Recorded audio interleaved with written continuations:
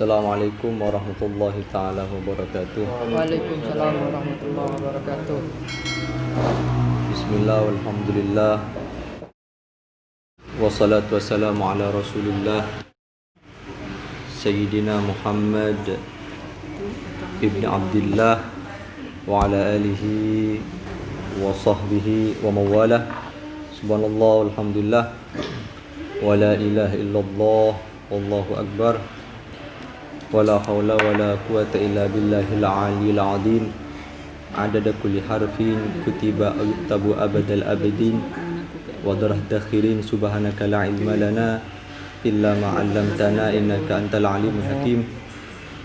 Rabbi shrah li sadri wa yassir li amri wahlul 'uqdatam min lisani yafqahu qawli.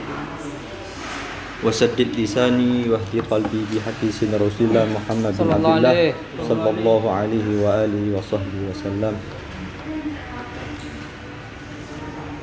Qal muallif Sayyid Alwi bin Abbas Al-Maliki Al-Hasani rahimallahu taala wa nafa'ana bihi wa bi ulumihi fid dharain amin. Amin. Melanjuti kajian yang kemarin,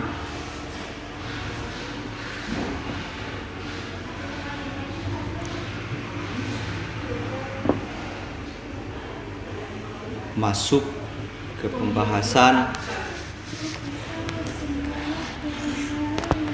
ila qawlihi at-targhibu fil ikhlas fi jami'il a'mal wal aqwal wal ahwal wa tarhibu min ta'allumil ilmi li ghairi wajhillah. Anjuran selalu ikhlas di segala perbuatan, perkataan dan keadaan, dan larangan mencari ilmu bukan karena Allah Subhanahu wa taala. Seseorang butuh yang namanya keikhlasan di dalam setiap langkahnya. Jika seseorang tidak melihat atau memperhatikan keikhlasannya di dalam amal ibadahnya, maka akan sia-sia. Dari segala hal, mau perbuatan, mau perkataan, mau kita berada di keadaan-keadaan khair. Kita sekarang ada di sini, harus ikhlas. Ikhlas itu bukan diucapkan, tapi ikhlas itu ada di hati. Ikhlas itu suatu ketakwaan. Ketakwaan kepada Allah Subhanahu wa taala. Ikhlas dia melangkah hanya untuk Allah, bukan selainnya. Itu namanya ikhlas.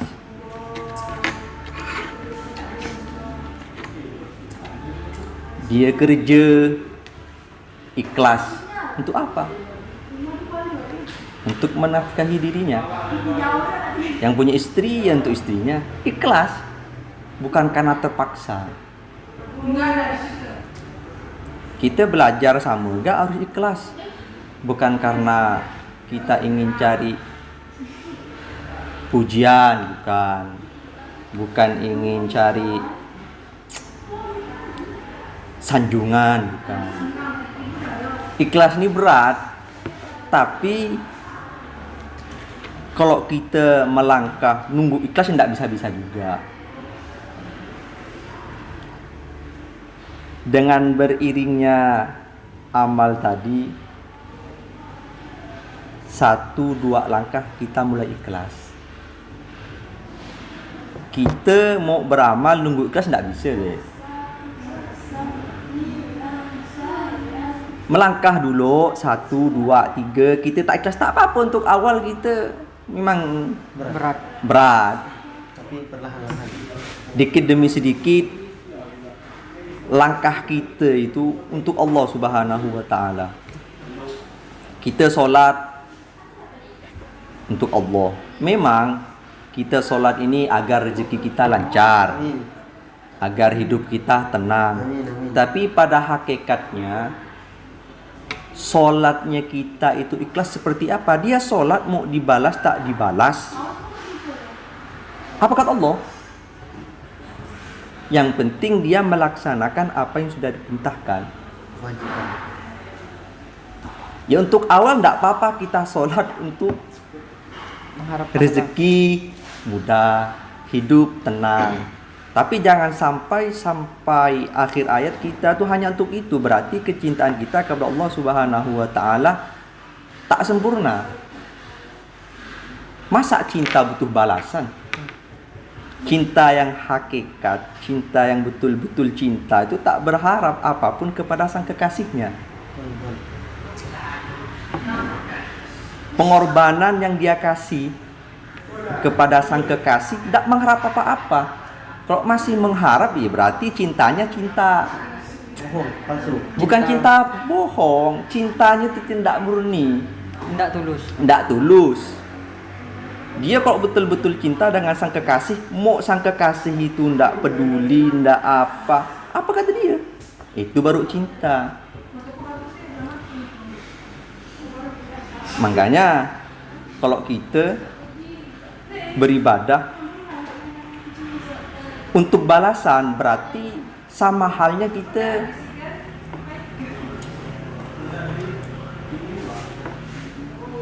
orang jualan. Orang jualan kenapa tidak untung?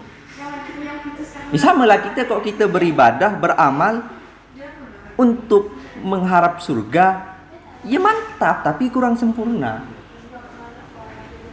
Kurang tulus ya. Atau kita beribadah karena takut neraka. Sama halnya seperti orang budak.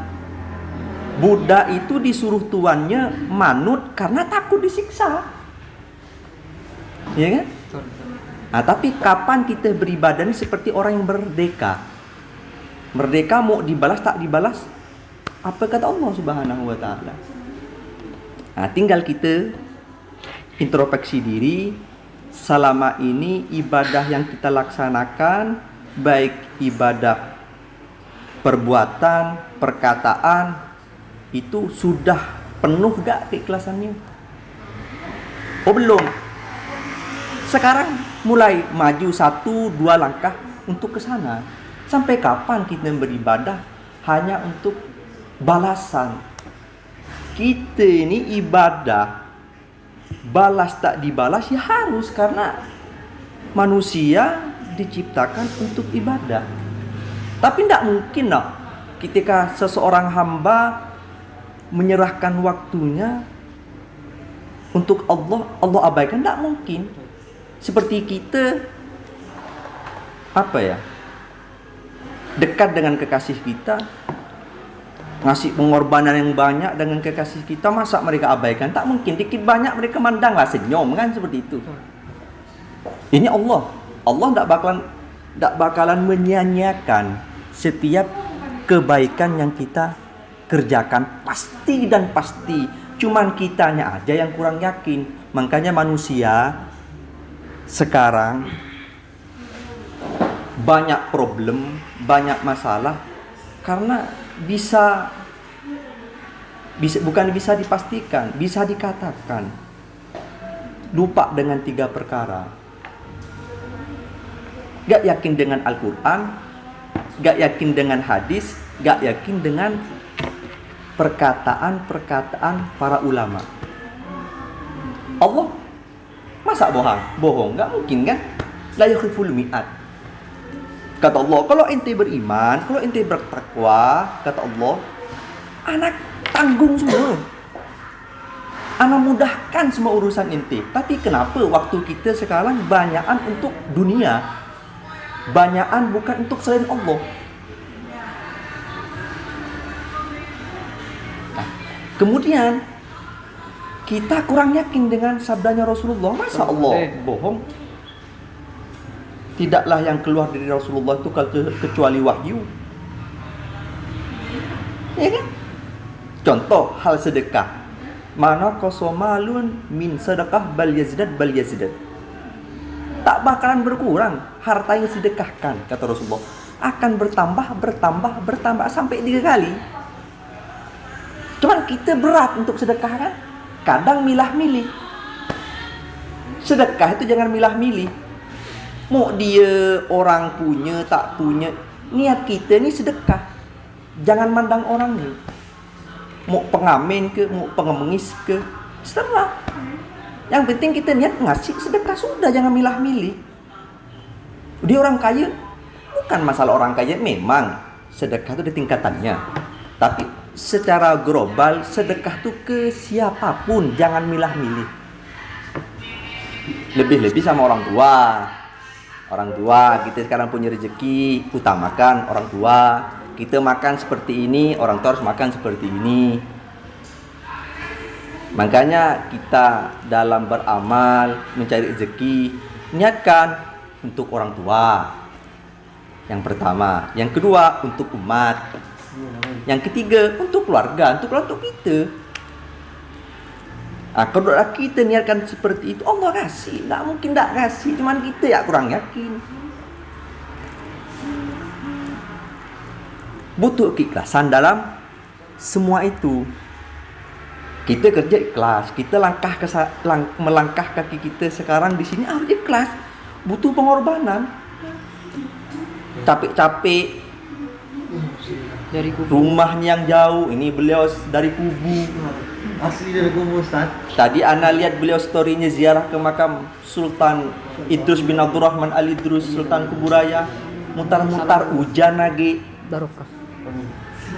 Masih sempatkan ke sini. Harus ikhlas. Bukan untuk apa-apa, bukan untuk ngopi. Bukan untuk apa? Untuk mencari ridha Allah semata-mata karena Allah. Kok sudah ikhlas seperti itu, Allah kasih. Makanya saya dinasihati sama Ustadi Kiai Mudassir, kata beliau, Mudhar, kalau orang itu hidupnya untuk Allah wa Rasulih, Allah jamin, Allah kasih semua. Sekarang kita melangkah ke sini, ini untuk apa? Untuk Allah wa Rasulih kan? Allah jamin, yakin ya, jangan kemana-mana. Ikhlas itu jangan kemana-mana, lillah ya, ikhlas itu. Itu namanya ikhlas. Kalau masih berharap apa, iya, tidak apa-apalah daripada tidak sama sekali kan. Betul. Tapi masa sampai kita mati kayak gitu terus? Berharap. Iya kan? Kata saya punya guru Abu Yazin Baharun, kalau kita beribadahnya hanya untuk surga karena takut neraka, ya ibadahnya orang awam itu. Bukan hakikatnya kalian beribadah. Hakikat kalian beribadah itu tidak mengharap apapun kecuali ridha Allah wa Rasuli. Mau dimasukkan surga, mau dimasukkan neraka, apa kata Allah. Tapi tak mungkin ketika hambanya mendekatkan diri kepada Allah, semua waktunya untuk Allah, Allah abaikan. Tak mungkin kan?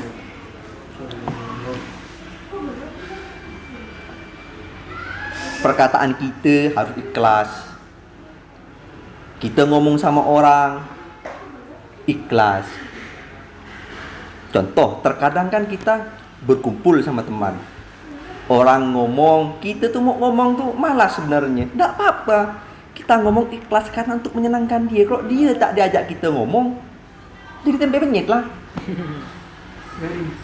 Garing enggak. Makanya kok kita ngumpul sama kawan, ngomong. Memang kadang berat, tapi niatkan ikhlas untuk menyenangkan kawan kita. Betul. Agar kawan kita tak segan enggak ke kita. Tapi jangan enggak ngomong terus. Tak enak enggak ngomong terus. Betul. Tak bambu. Tak bambu. Pausu. Masih ingat pausu. Siapa itu? Pausu kumar. Keadaan kita sama enggak harus ikhlas.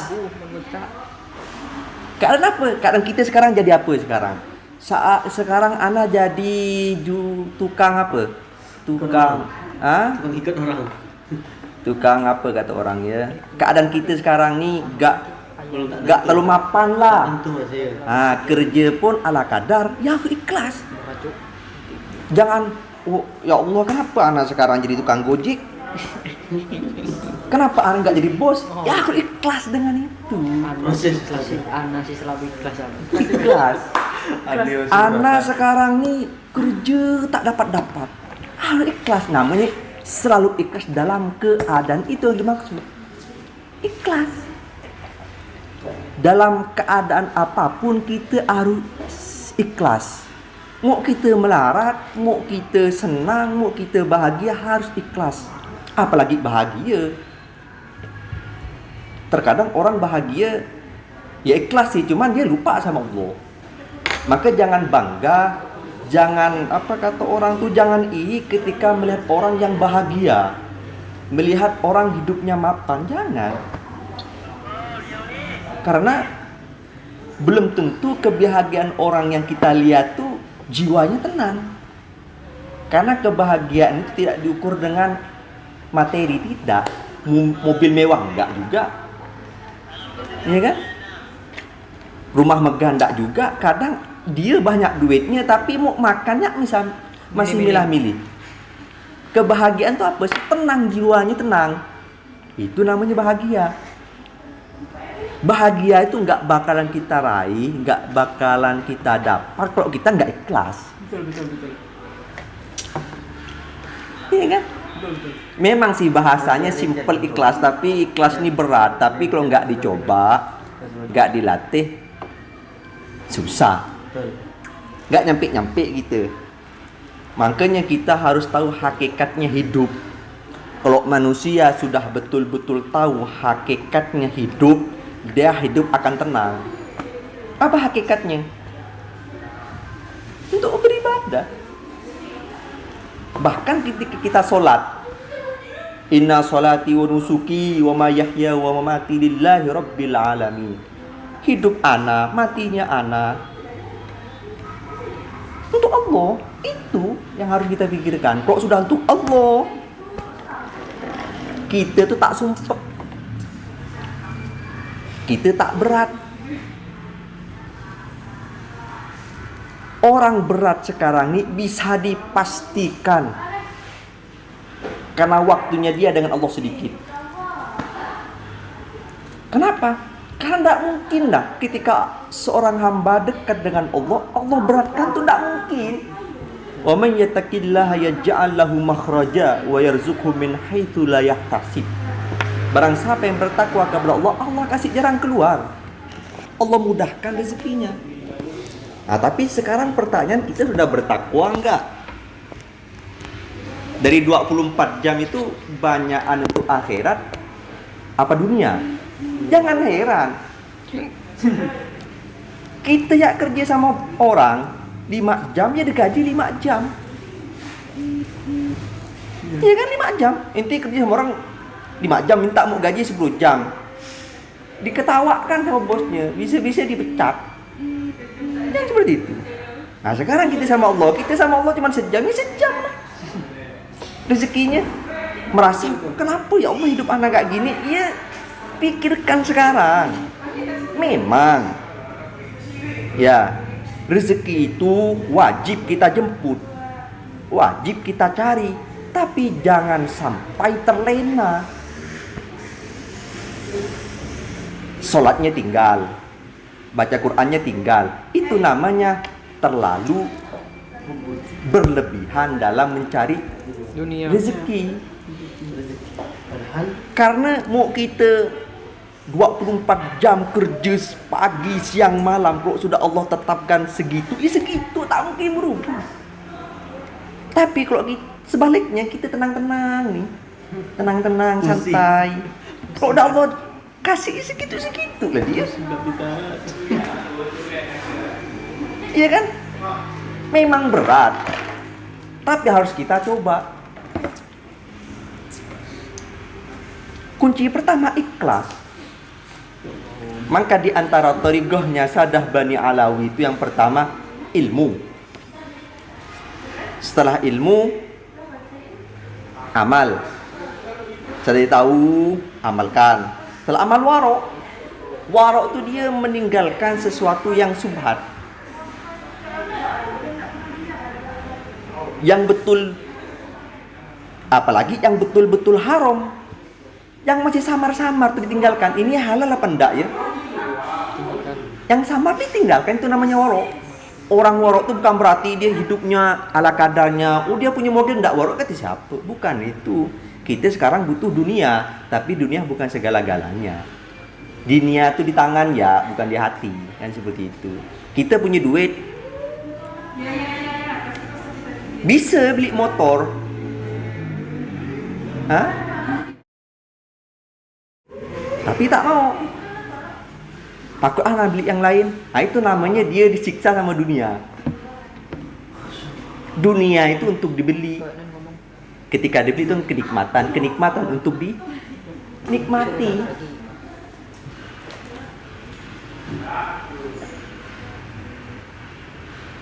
Ya, hidup penuh dengan ujian. Ini namanya hidup ya ujian. Hidup itu bukan untuk senang-senang. Tambah naik, terus tambah naik. Ujiannya itu berbeda-beda. Semua hidup pasti ada ujiannya. SD, kelas 2 SD, 3 SD, ujian beda-beda kan. Sampai kuliah beda tambah. Bersama nggak kita hidup? Umur kita sekarang misalnya 20, 21 nanti beda lagi ujiannya. Karena manusia itu tidak lepas dari 3. Kematian, omongan orang, musibah atau ujian. Pasti nggak ada orang terlepas dari 3 itu, tak ada. Ingin tahu saya siapa sih orangnya lepas dari 3 nih. Ada orang lepas dari omongan. Kadang kita udah baik masih ada omongan. Betul berasa. Kalau mati itu pasti tinggal nunggu ya.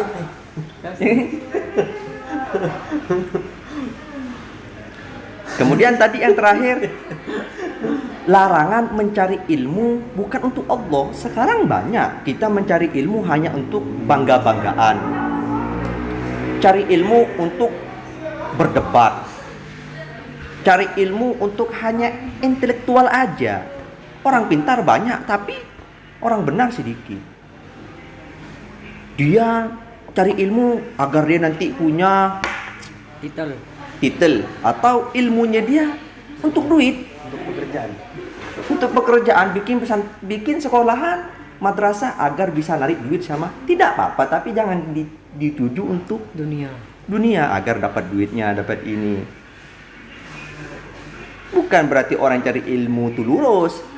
Ada gak orang cari ilmu itu tak lurus? Bukan karena Allah, karena pangkat. Cari ilmu untuk jadi kiai. Iya benar, tapi kurang benar. Nggak salah, kurang benar. Kalau nggak jadi kiai dia pemut. Nggak jadi kiai pusing pala. Alamak, pusing. Ketika diundang sama orang tahlilan atau majelis, tak dikasih mic, tak marah. Kata orang tuh ngambek. Tak dikasih apa? Tak dikasih mic. Dimatiin mic tuh macam mana? Dimatiin mic beda gak gue macam mic. Tak mesti dipotong. Oh, itu. Tidak apa-apa. Ada guraunya kan. Biar tak serius terus. Iya kan, kita kan santai. Bukan kak kita ni mau terlalu. Wow, kita ni seperti ini bukan untuk mengajari kan, tapi untuk agar apa namanya? Agar ada lah faedahnya kan, daripada ngopi kosongan kan. Kosong kan. Iya kan? Kopi manfaat ya. Kopi manfaat. Kopi dari hati. Amin ya Allah. Kopi dari hati. Kopi sambil ngaji. Ngaji. Kan sekarang banyak orang. Dia punya ilmu, punya titel, ketika titelnya tak dipakai, diabaikan sama orang, sakit hati. Kita sekolah dalam-dalam, sekolah sampai tingkat, tapi untuk cari rezeki, bukan salah sih.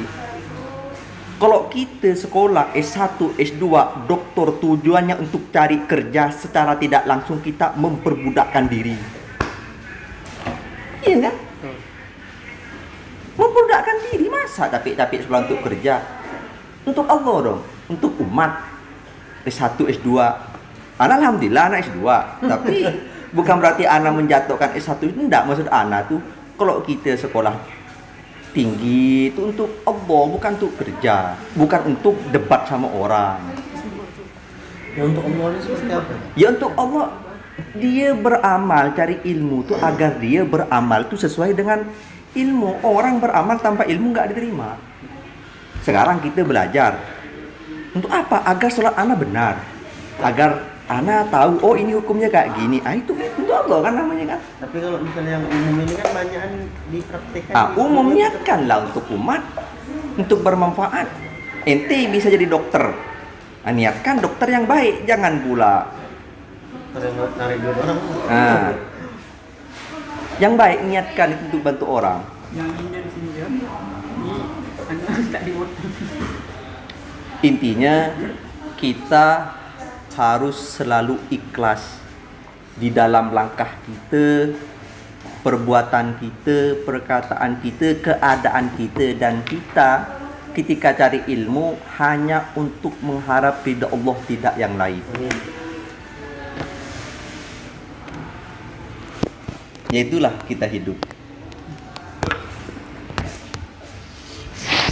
Semoga kajian kita malam hari ini dapat berkah. Amin. Semoga bisa istiqomah. Pada hakikatnya Amin. sekarang kan bukan Al-Fagir yang menyampaikan, karena berhubung ustadz-ustadznya pada sakit semua. Ustadz Tohir ada rapat, Ustadz Nabil sakit, Ustadz Soleh ada mungkin istrinya atau anaknya tadi yang sakit, beliau sakit. Masya Allah. Mau tak mau lah, orang bodoh ini ngasih, kita nyuruh antum tak mau. Antum kalau lebih tahu Ustaz. Bukan lebih tahu, karena kita nih sebenarnya mau menyimak kan, jadikan bahan untuk apa ya, Bahan skripsi. bahan skripsi. Antum, Beb. Enggak, ini jadikan diskusi ya nih. Jadikan diskusi. Ani pengen nanya Ustaz, yang tadi Anda bilang kan ikuti ulama apa? Ulama-ulama yang kan ada 3 ya. Itu Rasul, antum bilang kan itu ulama yang terpercaya. Ulama ya, ulama. Kenapa? Ulama yang Manusia itu hidupnya akan melarat, penuh dengan kesumpekan kalau dia nggak yakin dengan firman-Nya Allah, nggak yakin dengan sabdanya Rasulullah, nggak yakin dengan perkataan-perkataan ulama. Perkataan ulama yang seperti apa Ustaz? Sementara kan di zaman ini ya kita paham sendiri lah, tahu banyak ulama-ulama itu dia mengeluarkan fatwa mereka tapi tidak sesuai dengan kebanyakan ulama. Itu seperti apa Ustaz? Ya ente kira-kira sendiri, intinya ulama yang mengamalkan ilmunya.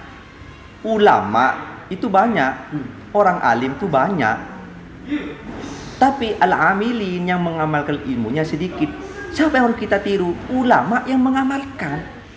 Dia waro, dia sholatnya terjaga, sholat 5 waktunya terjaga, dia tuh masya Allah tawadhu, itu ikutin. Bukan ulama yang cuma ngomong tok tapi tingkah lakunya dia tidak sholat, dia nggak ikhlas.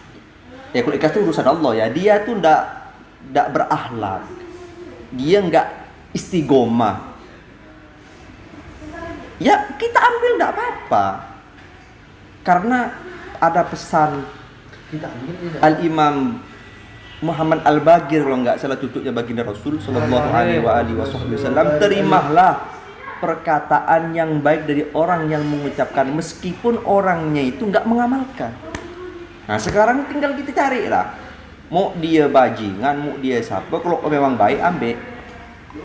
Nah tapi kalau masalah tadi ulama yang mana diambil, ulama yang mengamalkan ilmunya, ulama yang dia betul-betul menjaga perintah-perintah Allah, menjaga larangan-larangan Allah. Nah itu baru kita ikutin. Yang lain ikutin, ambil kalau emang perkataannya baik. Iya kan? Kalau emang perkataannya ambil, jangan diabaikan. Jadi ke orang yang proporsional itu ada orang jelek disuruh kita kitab jelek jangan. Mungkin itu yang bisa Al-Faqri sampaikan, kurang lebihnya mohon maaf. Semoga berkah. Amin, amin, amin. Semoga kita dapat sirnya Sayyid Abbas bin Ali Al-Maliki, Sayyid Alawi bin Abbas Al-Maliki. Semoga kita semua dijadikan hamba-hamba Allah yang mukhlisin di setiap perbuatan kita, perkataan kita, Amin, amin. keadaan kita, dan semoga kita menjadi orang-orang yang betul-betul takwa, yang betul-betul cinta kepada Allah, sebetul-betulnya cinta, hanya mengharap ridhonya wa rasulih sallallahu alaihi wa alihi wa sahbihi wasallam ala hadiniyah wa ala kulli yadin salah wa ala mana wa sallallahu alaihi bi Nabi Muhammad sallallahu alaihi wasallam. Bismillahil Fatihah.